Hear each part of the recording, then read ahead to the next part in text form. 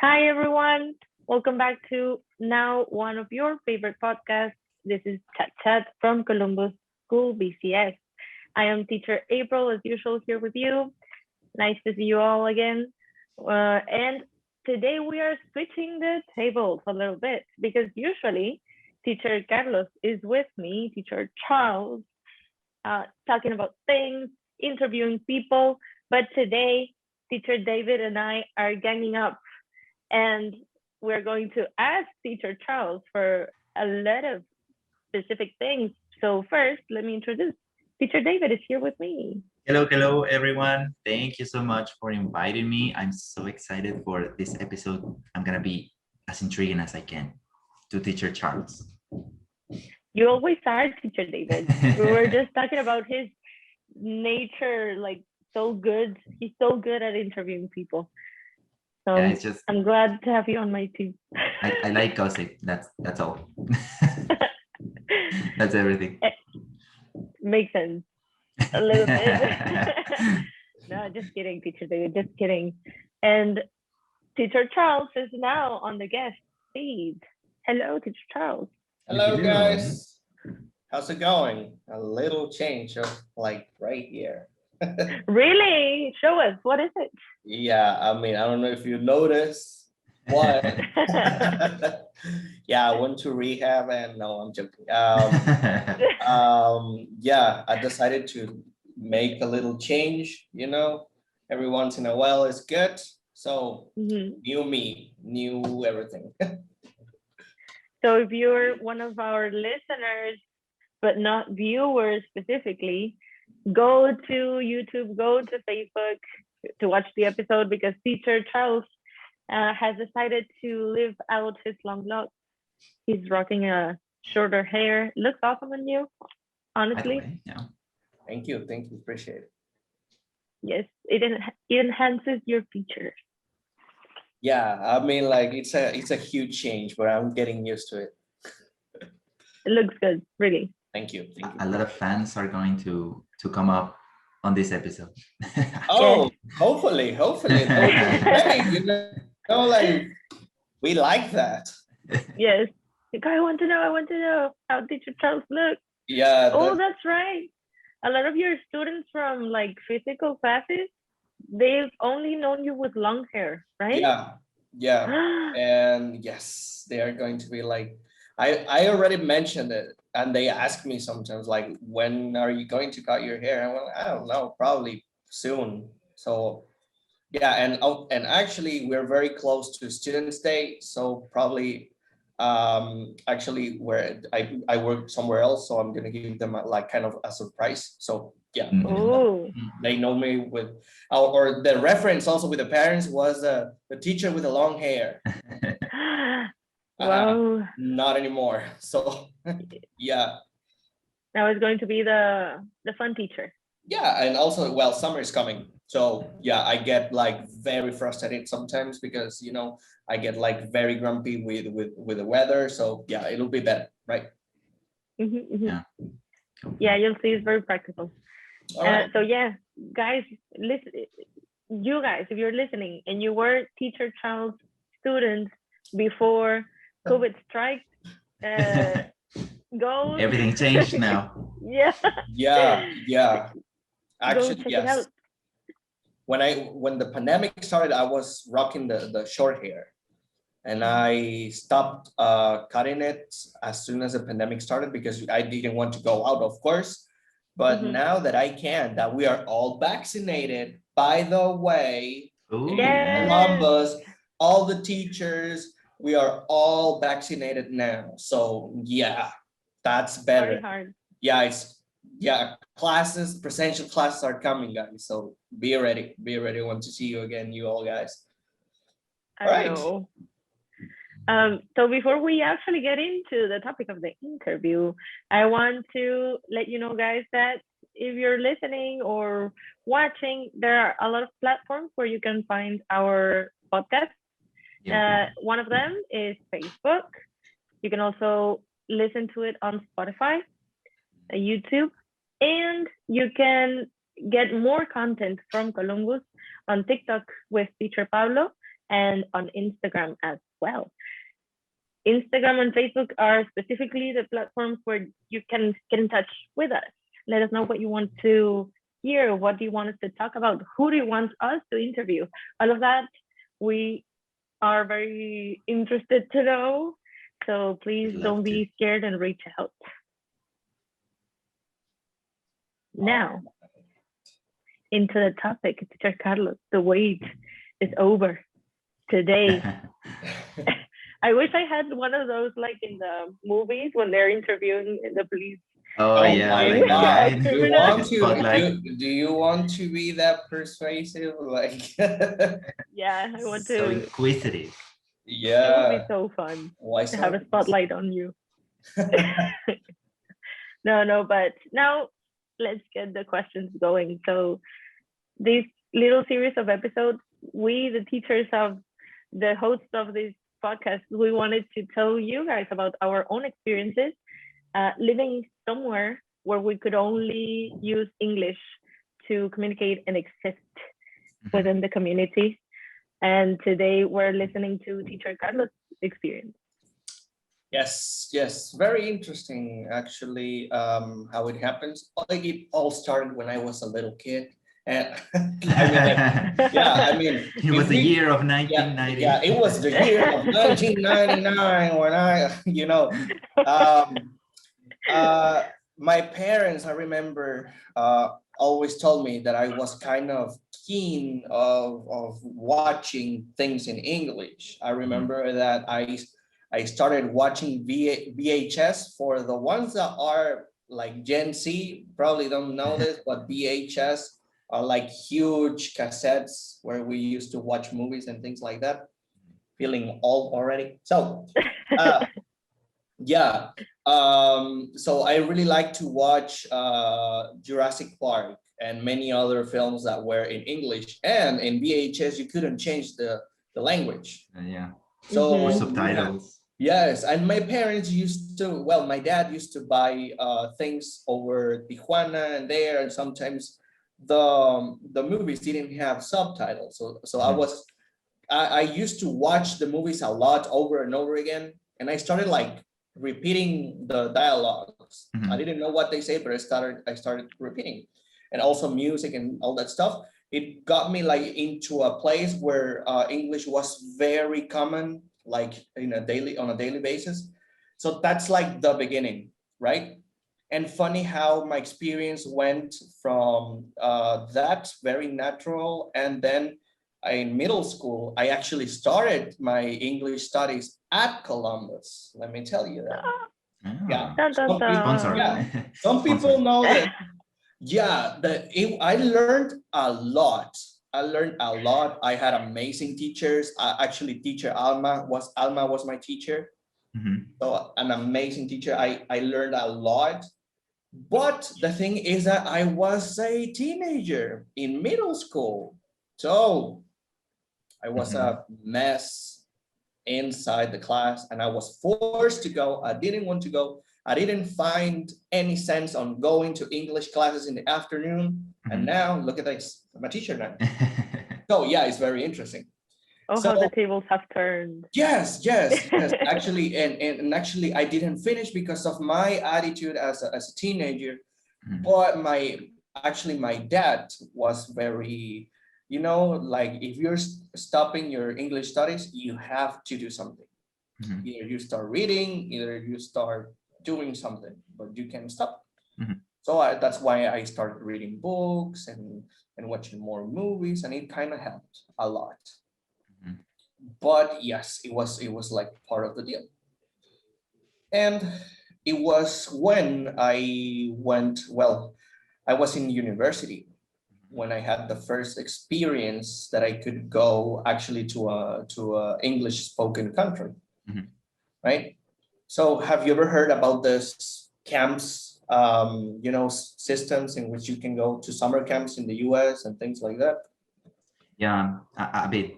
I'm not like really familiar with that, but I have seen different people. Have you ever seen this movie from the Adams family? Yeah, would they go to the camp? Yeah, there's one, or Oh. even I don't know what's the name in English of this movie where Lindsay Lohan has a twin? Parent Trap. Oh, Okay, what? Parent Parent Trap? Trap. Yeah. Parent Okay. Trap. Yes. So this is the concept of the whole Yeah. summer camp, right? Mhm. Like kids Uh-huh. going to the summer camp and enjoying activities. They have Mhm. counselors. They live with peers, and they have all this dynamic. And did it look exactly like the movies? Like were you in a forest and you Yeah, had a lake that and was everything? that was the whole thing. But actually, well, the story goes by I didn't go to one of the camps because I had issues with the Paperwork. program that they were kind of getting us to. I don't want to say any name just to make Mhm. sure that I'm not like talking trash about somebody else and things like that. But in the university, all of my friends wanted to apply for the camps. Mhm. So Mhm. there was like a program, and then you send a video, you send all your paperwork and everything. They get the paper done for you to go and get the visa, which is a working visa, right? Because there's a different one. Yep. I think it's J1. I don't remember the name of the working visa, but it's like a 3 or 2 month visa. Mhm. Yeah. All right. So I applied. I made the video. I remember I was really awkward in the video. Yeah, now that I watch it again, I went like, oh my God, how could I send And that? we're gonna watch the video right now. Oh my, no way. Yeah. No, Go to Editor, the roll the video. video. no. Production. I was like 22, 21. But I'm really awkward. I mean, I'm not like the best person in front of the camera now then, you know. Mhm. And I applied. All of my friends got a camp. One of them had the Chippewa camp, which was the same one as the Adams movie. The That's why I movie. mentioned it. Mhm. Really? Okay. Yeah, and I went like, come on, is that like? I was like excited. I wanted my camp also, Mhm. but I wasn't getting any response, Mhm. and I was getting very frustrated, very Mhm. frustrated. So I emailed the company, and I went like, I've been waiting for a camp. I think that I have the abilities, and and my friends, and I already have a camp. And I was reviewed by several camps, because when you apply, where your applicant papers are being Mhm. reviewed, you get a sign that you're being reviewed by this camp. Okay. But one of the camp, when you're being reviewed, they kind of take the place, and any other camp can't take that place. So you have to, it's one by one. Mhm. But Mhm. one camp took around 2 or 3 weeks to review me. Mhm. So I didn't have the chance I didn't get the chance to for others other Yeah. camps to check Mhm. my data and everything that I needed. Mhm. So I was kind of frustrated about it, and I went like, if they're not hiring me, well, leave and leave the place for somebody else who's interested. Mhm. And they kind of took it the wrong way, actually. Oh, And oh. yes. And in some sort of, I don't know if it was revenge or something like that, I was hired by a Jewish camp. Oh. Yes, a very Orthodox Jewish camp. Oh my God. Very, very, Okay. very Orthodox. Yes. And I started researching, Mhm. and I knew there were a lot of rules, and I was going to work doing that, and I had to be careful with a lot of things. And also another friend he was hired by one of these camps, and he had a very bad experience Mhm. Mhm. because he was making mistakes all the time. They had a cultural shock, and Yeah. when they have this orthodox way of thinking or being. Yeah, Mhm. they stick to the rules, and it's very systematic, and he felt like very uncomfortable, and I went like, I'm not And taking this one. and what about the look? Was it like from your perspective of like this camp of of Chippewa camp in a lake and everything? Was it like completely different? Yeah, it was completely different, a whole different thing. I mean, like, of course, if you think about the orthodox concept of another religion, Mhm. it'll be very hard because at the Yeah. end of the day, I come from another country, another Mhm. language, and another everything, Mhm. right? So I was worried about it, and actually, my personality, I knew it was going to like, like have this, problem sometimes Mhm. with other people. So I was like very anxious about it, like overthinking about it, and I went like, come on. I was reviewed by others, and I thought it was because they just take people like that, Mhm. and I didn't take it. So all Okay. and the when the applicant period was over, Mhm. all my friends had a camp. Yeah. Some in West Virginia, others in near New York, in Buffalo, Mhm. and I felt awful, really bad, really bad. This was 2016. Yeah, more or less. Yeah. So in the end, you didn't go. No, I didn't go, and I You chose was. not to. Yeah, and the thing is, you get very excited when you see a camp reviewing you, and I went like, I started researching every name, and I was excited about it because you could work either in the kitchen or somewhere. You're Mhm. going to live with people from different parts of the world. You could be a counselor and work with the kids, and I was excited. It was going to be my first experience in the US, Mhm. and I couldn't do it. So I was really frustrated. I was sad. So I had to find another way. All right. And how did you feel when you were, for example, writing the emails? Because I remember that when I was in university, I would write emails to universities, but I felt like I had to be during the email while I was writing, I had to be like really formal and Formal, yeah. yeah. So how did you feel? Was it easy to write those emails? It wasn't as difficult as I thought it would be, Mhm. because back then, well, I studied a career or a bachelor's degree that was pretty much dedicated to the study of languages. Mhm. So I was very used to write different formats, right? Mhm. Like letters, formal emails. So I took one of my writings and I went like, okay, I'm going to take this one as an example just to make Okay. sure it'll be a good practice. And I did it, and I was kind of nervous about the answers because it was the first time that I was going to be that formal in any other part. Yeah, that's It's when you start feeling like an that's the adult, thing. right? Yeah. Yeah. Yeah. Or like actually send it to someone and not being just like an assignment for school, Mhm. right? This is a letter that my teacher is gonna read. Okay, no problem. No, this was a letter Yeah. that university or the camp programs, the directives were going to read. I mean, Yeah. Mhm. Yeah, and actually, I used to be very nervous about those type of things yes, too. yes, me too, definitely. But if you think about it, it's pretty much like a job interview. Yeah, exactly. Yeah, Mhm. very impersonal, but still a job interview. So you have Mhm. to be a little bit more formal. I was still in university, and when you are so young now that I think about it, like in put it into another perspective, Mhm. I was very young to be able to have this personality in which I can Yeah. develop my communication skills and things like Mhm. that. Very different from today. I will assure you that, no problem. Yeah. And yeah, it was like tough because it was the first sign of being an adult Mhm. now in this like the bureaucracy world and Yeah. everything. So yeah, I was like very thrilled about it. And what about did you have to tell them that you weren't going or you just didn't show up?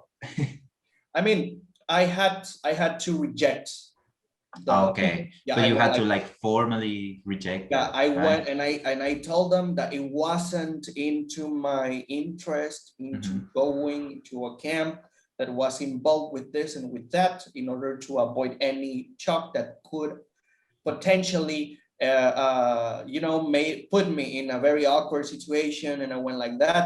But the guy that this was on the phone. Okay. And the guy that I was talking to, he was kind of rude. Because he was the Latin American guy that could, like make other young people join to this program.